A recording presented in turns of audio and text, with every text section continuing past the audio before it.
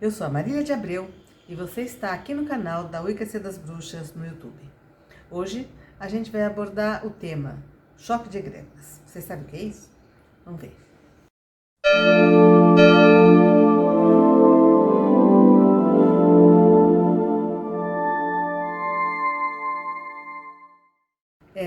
Hoje a gente vai conversar sobre choque de egrégoras. O que seria choque de egrégoras? Toda vez que existe uma reunião de pessoas, toda vez que existe alguma coisa sendo feita sistematicamente, vai criando-se o que a gente chama de forma de pensamento que rege, que vai estar, como é que eu vou dizer, dominando aquela situação, aquela atividade, né? Quando é uma coisa de curta duração, aquela forma de pensamento, a hora que acaba, acaba também essa forma de pensamento. Vou te dar um exemplo. Quando você entra numa escola, às vezes você está numa determinada, um ano específico, né? Você está no, sei lá, primeiro ano, segundo ano, e você sabe que existem outras classes que também são de segundo ano. E se por algum acaso você sai de uma sala e vai para outra, você percebe que o clima é totalmente diferente. São crianças da mesma idade, são pessoas, mesmos professores, é o mesmo colégio, mas as turmas parece que se comportam de formas diferentes, tá? O que a gente chama de egrégora, neste caso, seria assim, uma média do que seria o comportamento, do que seriam os valores daquelas pessoas que se reúnem toda vez naquela classe. Eu já tive essa experiência de, assim, em classe de cursinho, e que era assim, uma parecia que eram todos mortos e a outra era todo mundo participando, proativo e tudo. Tá. Quando você tem uma atividade que nem, por exemplo, você frequenta uma escola, a hora que termina o ano, aquela egrégora acaba. Ou não, tá? Porque pode ser que o elo que se forma entre aquelas pessoas seja tão grande que mesmo depois que se formem, mesmo depois de adultos, aquelas pessoas continuam se encontrando, tá? Principalmente se a ligação não ficou só no assunto escola, né? Quer dizer, houve uma vontade de convidar para festinha, existir atividades fora do currículo, enfim, aí vai formando uma coisa que é além, quer dizer, vai criando outros elos, né?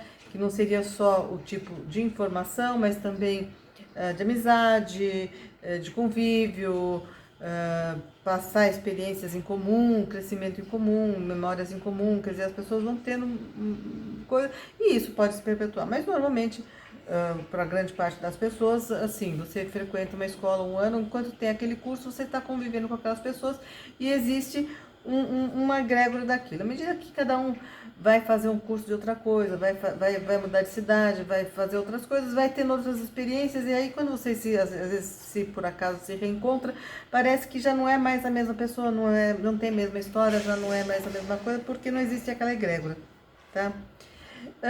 Quando você tem atividades que tem uma duração maior, que tem uma finalidade, principalmente coisas que envolvam ideais, né?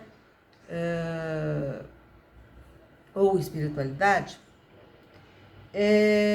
à medida que o grupo fica coerente com aquele ideal, com aquela prática, e vai sendo consolidada no tempo, aquele grupo, quer dizer, aquilo que seria apenas uma forma de pensamento, realmente acaba sendo apadrinhada pelo um ser espiritual ou intelectual também, tá? Então, por exemplo, pessoas que são estudiosos de uma determinada área, que se reúnem sempre, trocam ideias, assim, elas podem ter um patrono que não necessariamente seja um ser divino, pode ser um grande sábio, um Einstein, um filósofo, um estudioso daquela área que esteja vivo ou morto,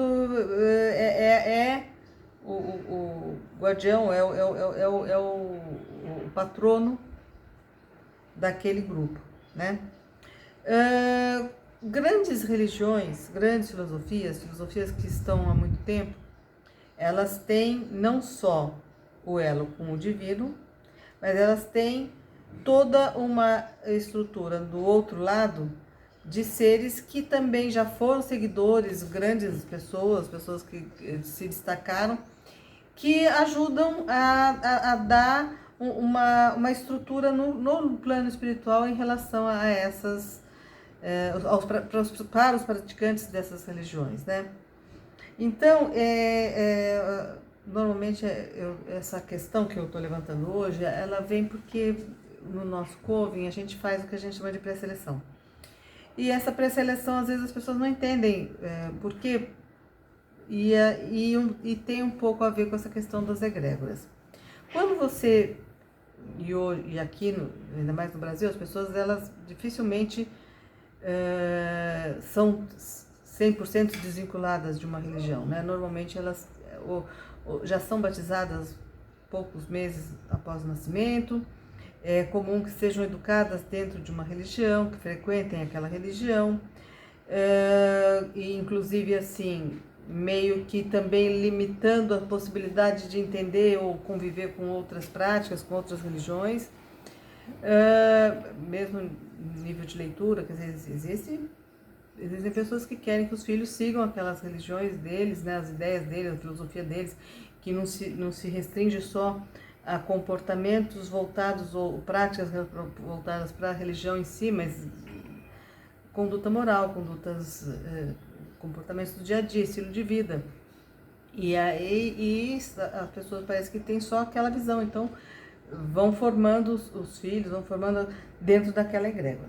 E às vezes a pessoa vai crescendo e vai sentindo que existe uma necessidade, existe uma vontade de uma conexão melhor, maior com outros aspectos da vida, e que aquela filosofia, aquela religião que ele está não explica, não propicia uma satisfação, não traz um alento, um consolo, não dá uma força, enfim. E essas pessoas saem procurando, e às vezes entram numa igreja, frequentam um templo, uma outra filosofia, uma outra religião, e vai entrando numa, entra noutra, fica, às vezes, alguns lugares já exigem pouco conhecimento, a pessoa já começa a ter que estar mais comprometida, tipo fazer uma iniciação, fazer sei lá, ter um compromisso religioso, né? E as pessoas pensam assim, tudo bem, eu tô aqui carente de uma ligação, então eu preciso, se é isso que eu tenho que fazer, eu faço, e aí às vezes aquilo também não preencheu, não trouxe a satisfação que a pessoa estava buscando, né?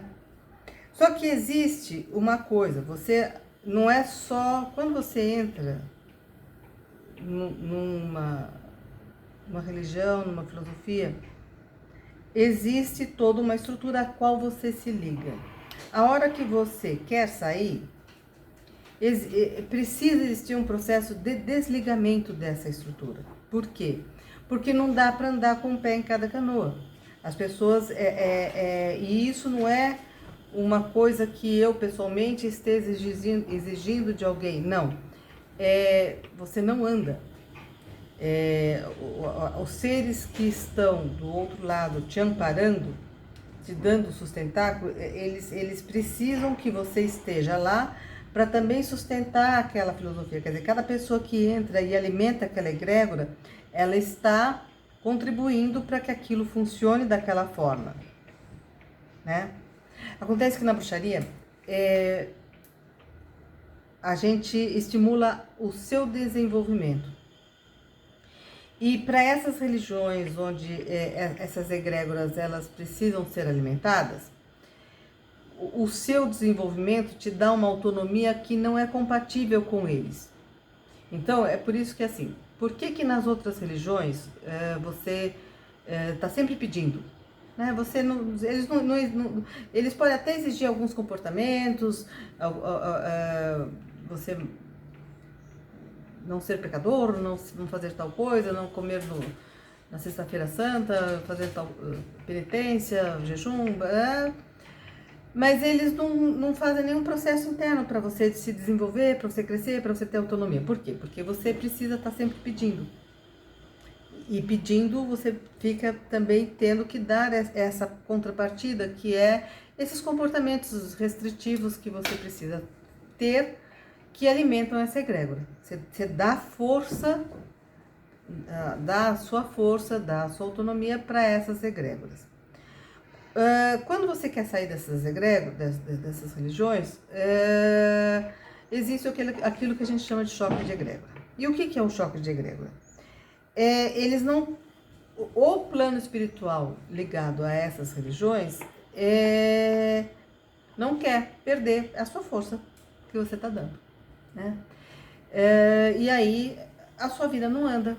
Você não entende por que quando você entrou, você perdeu o emprego, ou porque você teve um problema afetivo, teve um problema de saúde, alguma coisa assim, começou a não dar certo, parecia que você... as coisas começaram a emperrar, o dia de você ter a sua aula, você tinha algum compromisso que não dava para fazer as duas coisas, as coisas todas vão se atrapalhando para que você não faça. A gente faz assim, você voluntariamente se ligou a essas egrégoras, mesmo que sob alguma pressão, ou mesmo sob a pressão de uma necessidade, você se ligou, você precisa se desligar.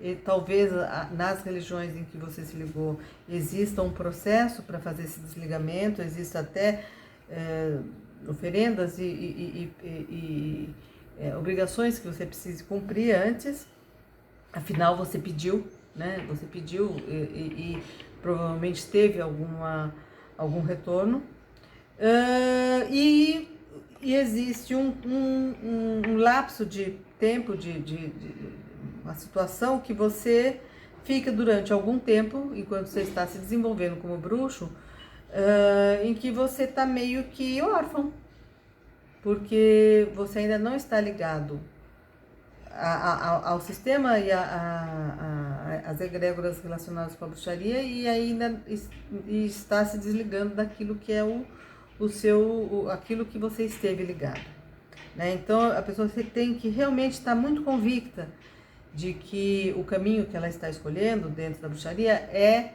aquilo que ela realmente quer, porque durante algum tempo, até você se desenvolver, até você estar ligado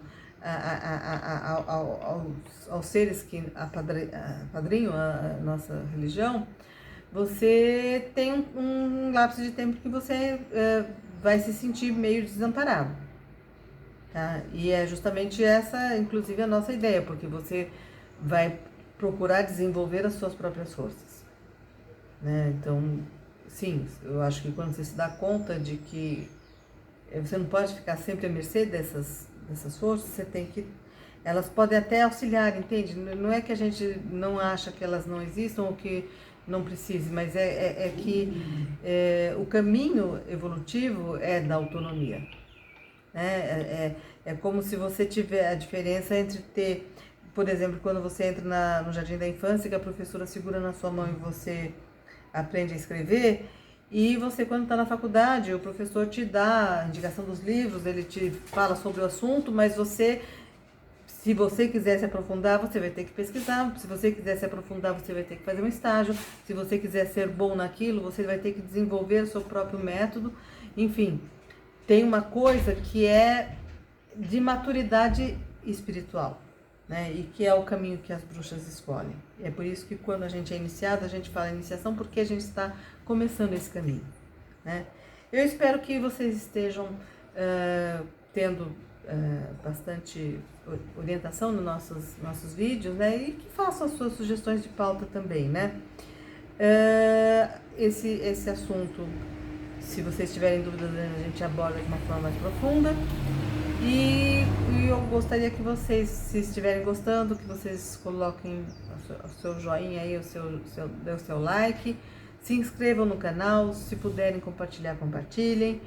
E façam perguntas e sugestões de pauta que a gente também está sempre acompanhando, tá certo? Até mais!